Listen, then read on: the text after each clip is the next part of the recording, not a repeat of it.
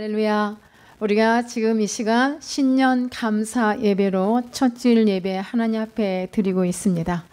새해를 맞이하여 특별히 여러분들에게 축복 멘트로 사랑하는 여러분, 하나님의 거룩하신 사랑의 스토킹을 끊임없이 받으면서 나가시기를 축복합니다. 싫은데도 쫓아다니는 스토킹은 사회에 큰 문제가 되지만은 우리 하나님께서는 우리 성도들을 스토킹하는 것을 되게 좋아하세요. 끝까지 우리를 쫓아다니세요. 내가 다른 것을 봐도 얘야 하면서. 그런데요, 집요하게 우리 성도들을 뒤따르시는 우리 하나님은 그 백성이 다른 것을 바라보면 때로는 무섭게 진노도 하세요. 그래서 여러분들에게 하나님의 스토킹을 많이 끊임없이 받으시기를 축복하는 멘트로 하나님의 말씀을 이제 나가겠습니다. 이제 우리는 새해를 맞이하여 신년 감사 예배를 드리며 새 일을 행하시는 하나님, 이 말씀으로 우리가 함께 은혜를 나누고자 합니다. 사랑하는 여러분, 신년이 되면 누구나 한 번쯤은 새로움에 대해 생각해 봅니다. 그런데 오늘 18절의 말씀을 뭐라고 하십니까? 너희는 이전 일을 기억하지 말며 옛날 일을 생각하지 말라. 지난 날에 머물러만 있게 되면, 지난 날만 생각하게 된다면 19절에서 하시는 말씀 보라, 내가 새 일을 행하리니 라고 하셨는데, 우리는 있던 자리에만 자꾸 뒤돌아보고 머물러 있게 되면 새 일을 볼 수도 없고 새 일을 만날 수도 없습니다. 이제 내가 나타나시겠다고 하셨는데 어떤 일을 보여주실는지 상당히 기대하게 됩니다. 여러분, 기대가 됩니까? 말씀을 보니까 광야에 길을 내시고 사막에 강을 내시리니 라고 하셨습니다. 이 말씀 여러분 쭉 한번 말씀을 더 그 다음 말씀들을 쭉 이어가 보니 장차 들짐승 승냥이 타조도 하나님을 존경할 것이라 합니다. 사랑하는 여러분, 광야의 물을 사막의 강들을 내어 하나님이 택하신 백성들에게 마시게 하신다 하십니다. 이 놀라운 하나님의 능력을 들짐승들도 존경하게 할 것이라 했어요. 그럼 만물의 영장으로 지음을 받은 우리 사람인 하나님의 백성인 우리는 어떻게 살아가야 할까요?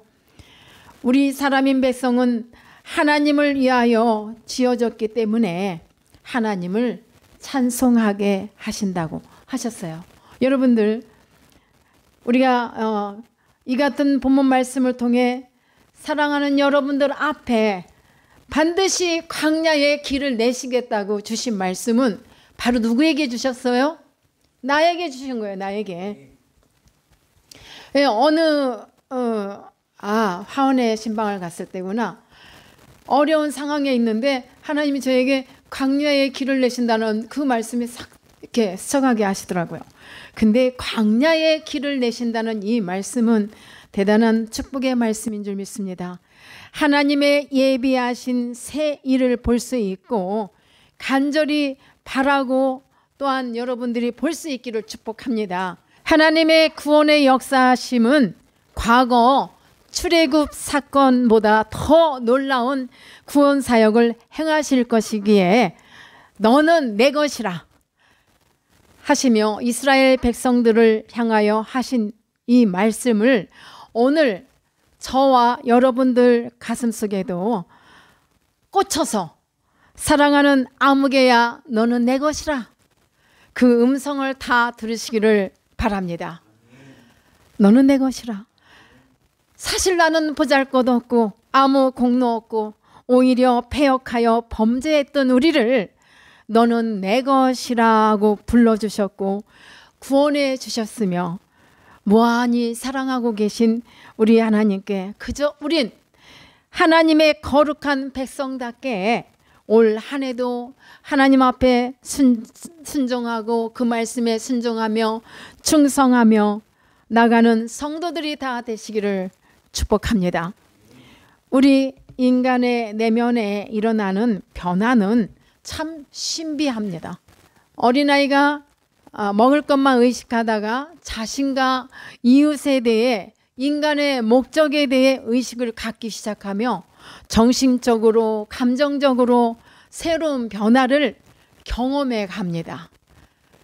또한 우리 인간은 영적으로도 변화합니다.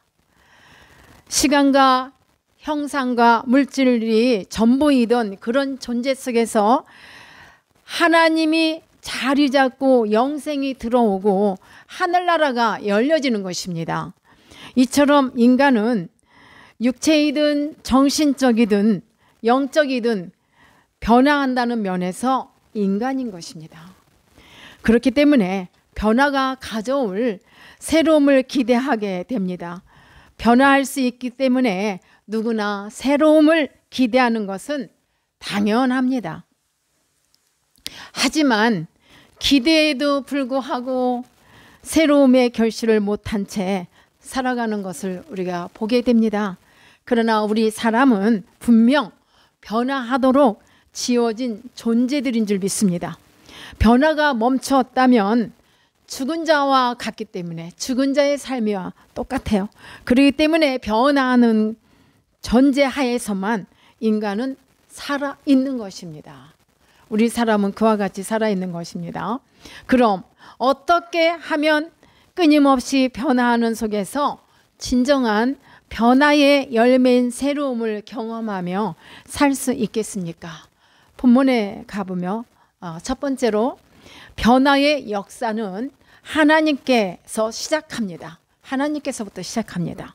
우리가 깊이 생각해야 되는 것은 역사를 구분하고 삶의 분기점을 결정하는 것은 바로 예수 그리스도입니다. 흔히 BC 주전 또는 AD 주후라고 말하는 기준은 무엇입니까? 그것은 바로 예수 그리스도, 지저스 크라이스트입니다. BC 주전이란 비포 크라이스트, 예수님 전의 역사와 그 삶을 말하는 것입니다. 또한 AD 주란 흔히 주라고 읽기 때문에 애프터 크라이스트라고 말하는데요. 주라고 생각합니다만은 그렇지가 않아요.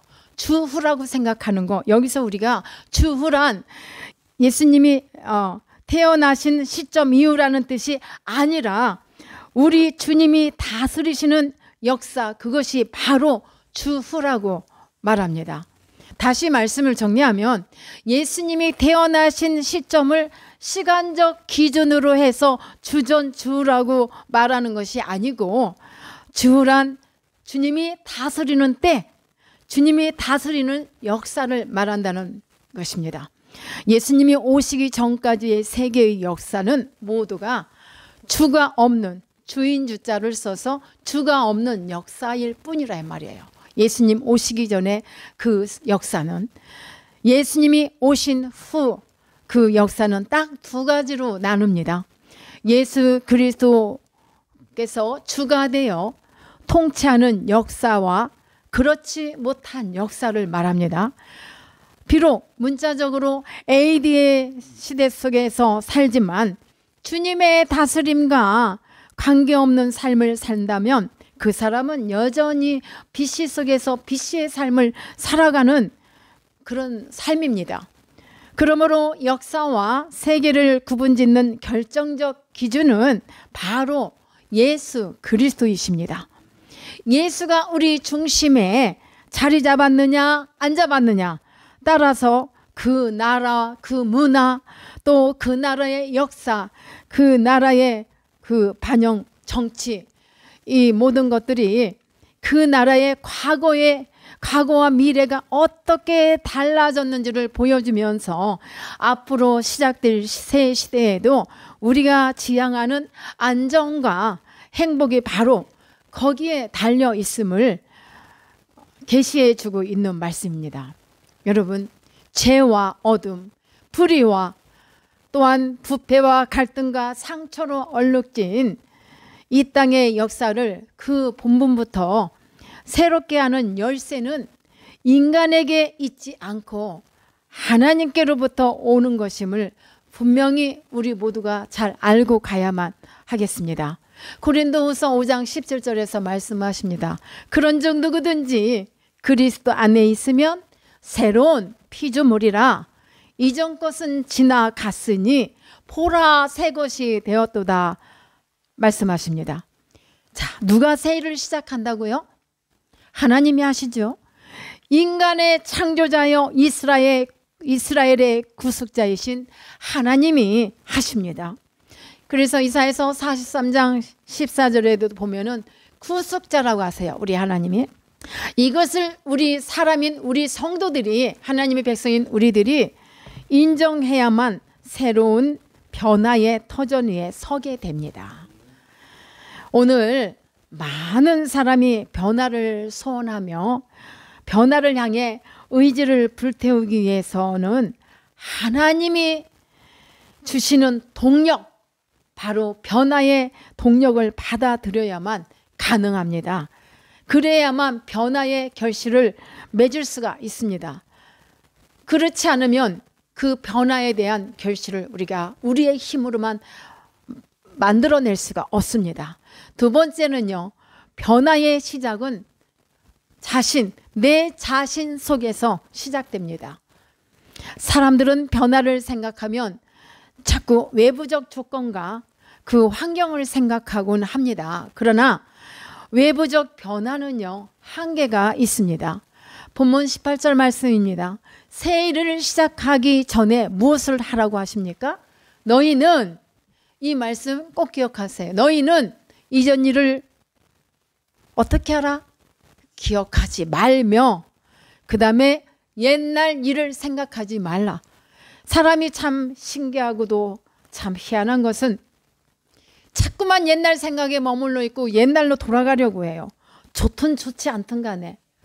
여러분 가운데 그런 생각이 있으면 다 버리세요. 하나님이 생각하지 말라고 하셨습니다.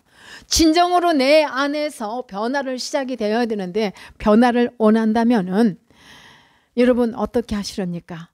변화를 통해 새 일이 시작되려면 먼저 과거에 매여 있던 너희의 기억이 새로워지고 생각이 새로워지고 습성이 새로워져야 한다는 그 말씀을 우리에게 오늘 주셨습니다. 그래서 이와 같은 삶이 되어야 거기서부터 새 역사는 시작이 되는 것입니다.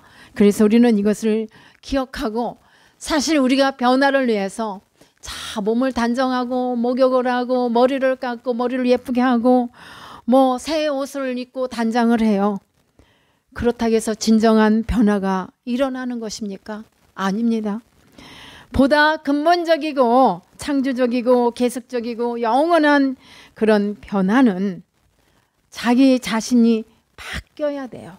내 마인드, 내가 갖고 있는 이 마음, 생각, 이런 것들이 바뀌지 않고 옛날의 삶 그대로 자리 잡고 있다면 변화를 일으킬 수가 없어요. 변화를 볼 수가 없습니다.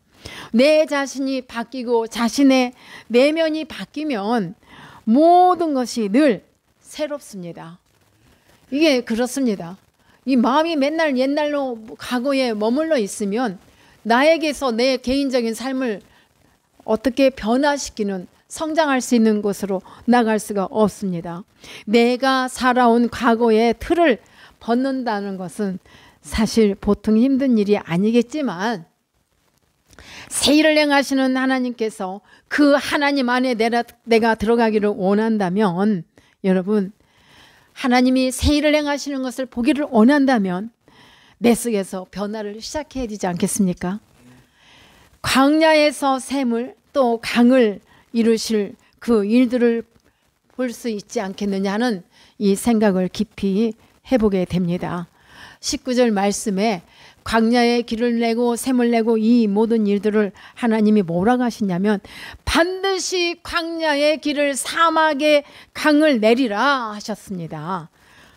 이 말씀 여러분들이 믿고 따라가야 이 일들을 보리라 믿습니다. 광야의 샘을 내시는 일, 이건 대단한 축복이 아니겠습니까? 강을 이루신대요. 사랑하는 여러분, 내 안에 있는 죄악과 잘못된 습관, 그런 기억 속에서, 내 기억 속에서 과거로 완전히 떠내려 보냅시다.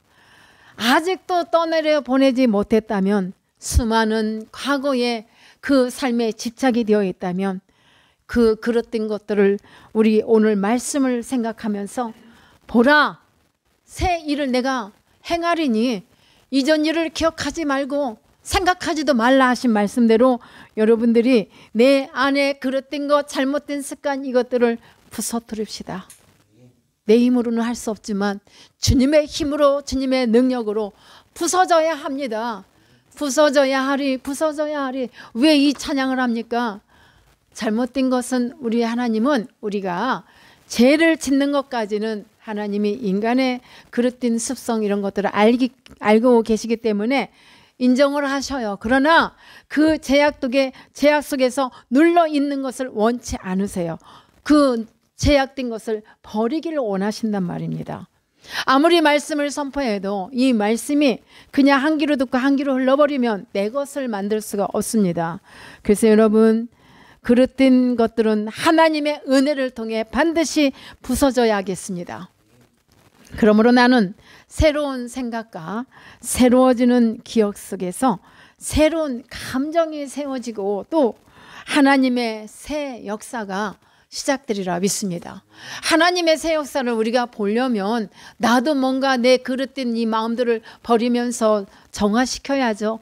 하나님의 은혜를 통하여, 하나님의 말씀을 통하여, 예수 그리스도의 보혈을 통하여서 우리는 변화의 삶, 변화를 통해 삶의 새 역사를 이루어내시는 하나님의 새로운 열매를 얻게 될 것입니다.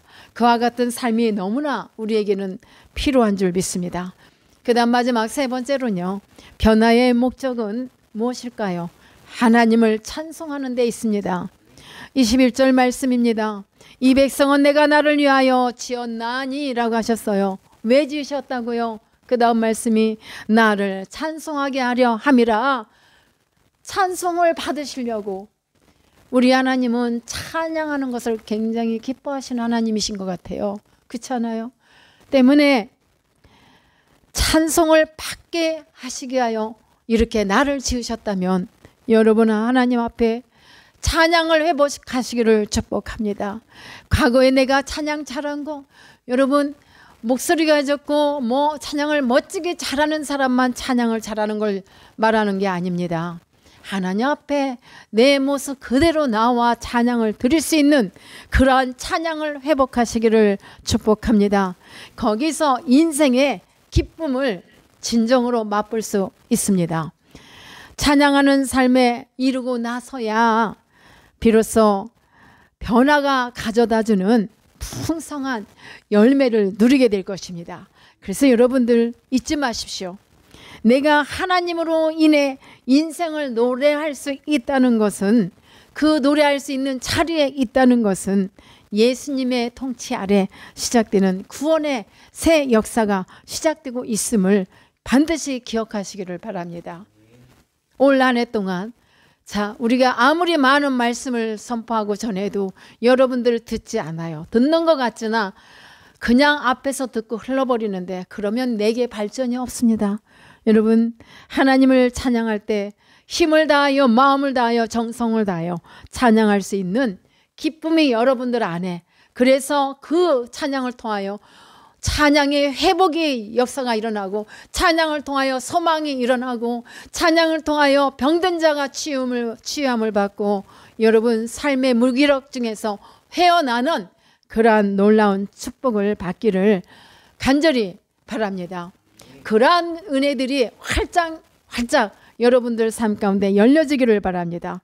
그래서 우리 하나님이 새 일을 행하시는 하나님의 능력이 여러분들을 사로잡고 또 여러분들의 삶을 주관하시고 이끌어 주셔서 하나님으로부터 매일매일 함께 하시는 그 은혜, 제가 축복 멘트로 하나님의 스토킹을 끊임없이 받으시라고 축복했는데 그러한 삶을 찬양 속에서 만나고 그러한 삶이 이어지기를 예수님의 이름으로 간절히 축원합니다. 예, 오늘 이 말씀을 생각하며 다 같이 기도하기를 바랍니다.